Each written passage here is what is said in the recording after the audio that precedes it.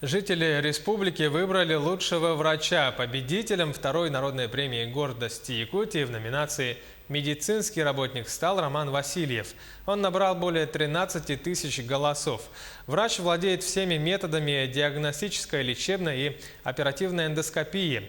Первым в республике он применил гелий-неоновый лазер для лечения больных с язвенной болезнью желудка и пищеварительного тракта. С лучшим врачом побеседовала Саргалана Федорова. Сегодня Роман Васильев, как всегда, принимает пациентов.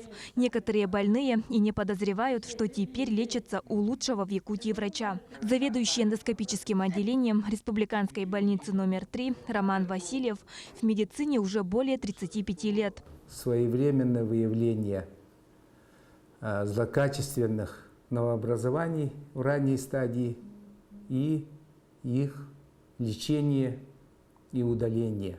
Это наша основная работа. Многолетняя врачебная практика, высокотехнологичное оборудование помогают Роману совершенствоваться в своей деятельности. Он активно участвовал в комплексном обследовании рабочих горнодобывающей промышленности Якутии. В этот период Роман первым в республике применил лазерную эндоскопию. С помощью гелий-неонового лазера больных оперируют быстро и бескровно. Результат был очень успешный. Больные на фоне обычного консервативного лечения очень быстро выздоравливали. По этой работе я делал научную публикацию и выступил в ВДНХ. Коллеги называют Романа врачом, на которого можно равняться. Он не только практикующий врач, но и всегда инициатор спортивно-массовых работ. Мы знаем его как суперорганизованного человека, спортсмена-лыжника, организатора спартакиады «Лыжня больницы».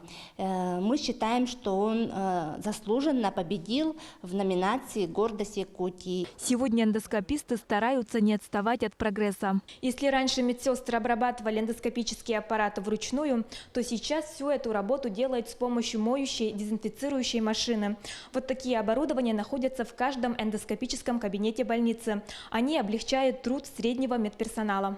В модернизацию первичной медицинской помощи, в частности амбулаторной, следует вкладываться так же, как и в высокотехнологичную помощь, считает опытный врач. Только тогда можно достичь равенства в качестве и доступности медицинских услуг для города и села.